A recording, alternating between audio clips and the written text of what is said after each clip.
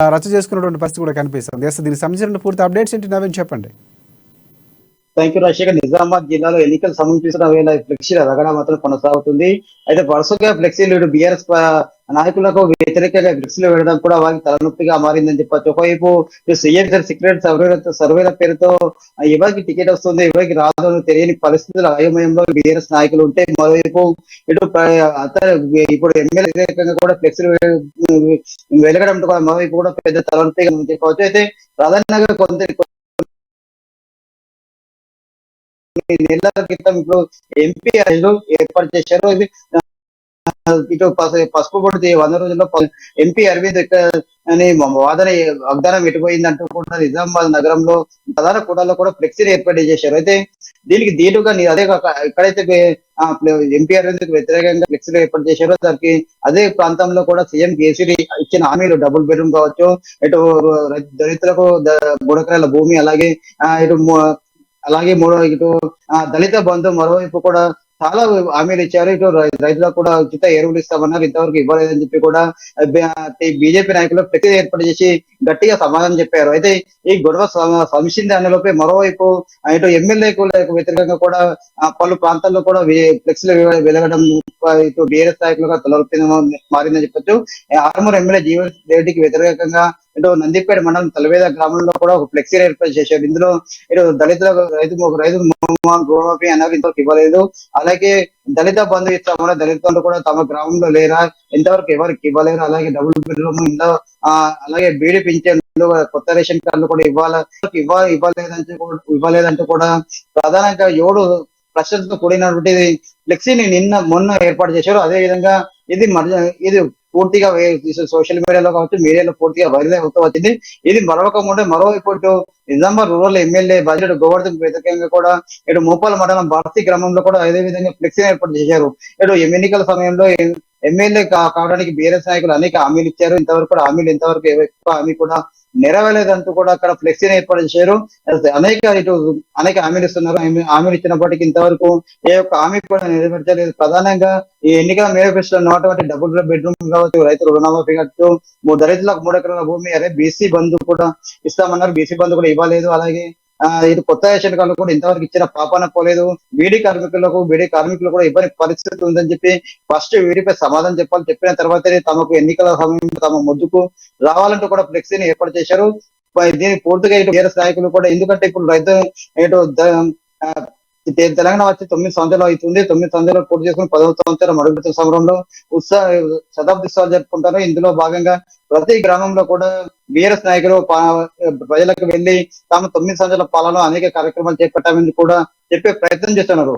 ఈ తరంలో కూడా ఇలాంటి ఫ్లెక్సీలు వెలయడం కూడా ఇటు బీఆర్ఎస్ నాయకులు పెద్ద తలనొప్పిగా మారిందని చెప్పవచ్చు. పూర్తిగా తాము ఇక్కడ ఖచ్చితంగా రానున్న రోజులు ఏవైతే హామీలు ఇచ్చారో ఈ హామీలు నెరవేర్చుకుంటే ఖచ్చితంగా రానున్న రోజుల్లో తాము ఖచ్చితంగా ఓడించి తిరుగుతామని చెప్పి కూడా అక్కడ ఫ్లెక్సీలు వెళ్ళడం కూడా ఇక్కడ పూర్తిగా రాను రోజుల్లో కూడా ఎన్నికలు దగ్గర పడుతున్న తరుణంలో ఇలాంటి వ్యతిరేక రావడం ఇటు బీఆర్ఎస్ నాయకులుగా పెద్ద తలనొప్పి చెప్పవచ్చు. రాజశేఖర్, ఏదైతే ఫ్లెక్సీల ఏర్పాటు బీఆర్ఎస్ పార్టీకి వ్యతిరేకంగా సంక్షేమ పథకాలకు సంబంధించి ప్రభుత్వానికి వ్యతిరేకంగా బీజేపీ నేతలు ఏర్పాటు చేసినటువంటి ఫ్లెక్సీలకు సంబంధించి బీఆర్ఎస్ నేతలు ఎవరైనా ఇంతవరకు స్పందించినటువంటి పరిస్థితి ఎమ్మెల్యే జీవన్ రెడ్డి కానీ లేకపోతే బాజిరెడ్డి గోవర్ధన్ రెడ్డి కానీ ఎవరైనా స్పందించారు ఇంతవరకు, లేకపోతే సంబంధించినటువంటి కార్యకర్తలు కానీ లేకపోతే బీఆర్ఎస్ అధికార పార్టీకి సంబంధించినటువంటి నేతలు ఎవరైనా సరే స్పందించే ప్రయత్నం చేశారా?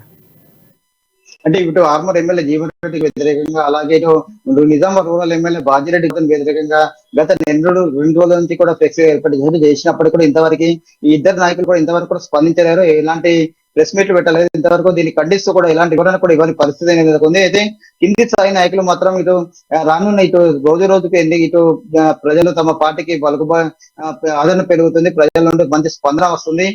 ఖచ్చితంగా 3వసారి కూడా ఇటు తెలంగాణలో బీఆర్ఎస్ పార్టీకి గెలిచి తీరుతుంది, మళ్ళీ అధికారం సాధించుకుంటామనే అక్కసుతోనే ఇటు ప్రతిపక్ష నాయకులు కూడా తమపై బురదలే ప్రయత్నం చేస్తుందని చెప్పి ఖచ్చితంగా ఈ ఫ్లెక్సీ కనుక బీజేపీ నాయకులు ఉందని చెప్పి ఏదైతే అప్పుడు పసుపు విషయంలో పసుపు రైతులు ఏంటంటే అక్కడ ఫ్లెక్సీ వేశారో దాన్ని దృష్టిలో పెట్టుకొని తమ నాయకులను కించపరిచేందుకు కూడా, అవమానపరిచేందుకు కూడా పూర్తిగా ఇక్కడ బీజేపీ నాయకులు కూడా ఇలా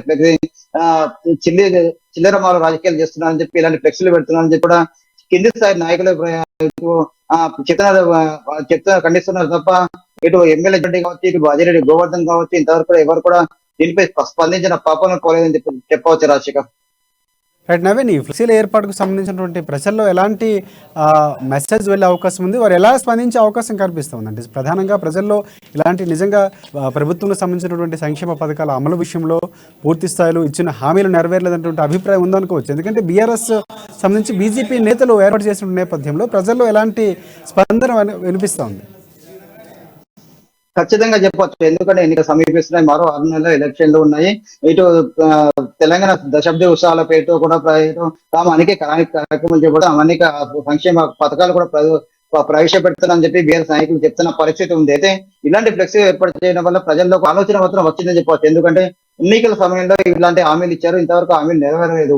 ఇటు కోడలు వస్తే, అల్లుడు వస్తే, కూతురు వస్తే ఎలా ఎక్కడ ఉంటారు, బిడ్డ కూతురు ఎలా ఇక్కడ మార్చుకుంటుంది, అల్లుడు ఎక్కడ పండుకుంటారని చెప్పి ఖచ్చితంగా ఇటు గత ప్రభుత్వంలో నాణ్యత లేని డబుల్ బెడ్రూమ్ ఇచ్చారు. మేము ఖచ్చితంగా 100 సంవత్సరాలు ఉంటే నాణ్యమైన డబుల్ బెడ్రూమ్ ఇస్తామని చెప్పారు. ఇంతవరకు కూడా తెలంగాణ ప్రభుత్వం వచ్చి 9 సంవత్సరాలు అవుతుంది, ఇంతవరకు ఎక్కడ కూడా డబుల్ బెడ్రూమ్ ఇచ్చిన పాపన పోలేదు. అలాగే దళితులకు రుణమాఫీ చేస్తామన్నా ₹1,00,000, ఇంతవరకు ₹1,00,000 రుణమాఫీ కూడా ఎక్కడ చేయని పరిస్థితి ఉంది. అలాగే బీడీవీ కార్మికులకు పింఛన్ కూడా ఇవ్వలేరు. అలాగే కొత్త రేషన్ కార్డులు కూడా 9 సంవత్సరాల్లో ఇంతవరకు ఒక్క రేషన్ కార్డుకు పరిస్థితి ఉందని చెప్పవచ్చు. ఇటు దళిత సీఎం చేస్తున్నారు, దళిత సీఎం లేదు.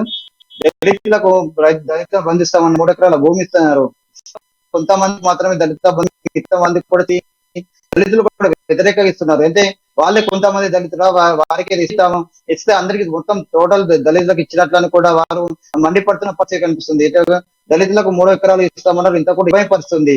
ఇది ఫ్లెక్సీల వల్ల కూడా ప్రజలకు ఇంత ఆలోచన కూడా వస్తుందని చెప్పవచ్చు. ఖచ్చితంగా ఏదైతే ఈ ఫ్లెక్సీ కూడా ఎన్నికల సమయంలో ఖచ్చితంగా ఇటు బీఆర్ఎస్ నాయకులపై ప్రభావం చూపే ప్రమాదం ఉందని చెప్పవచ్చు రాజశేఖర్.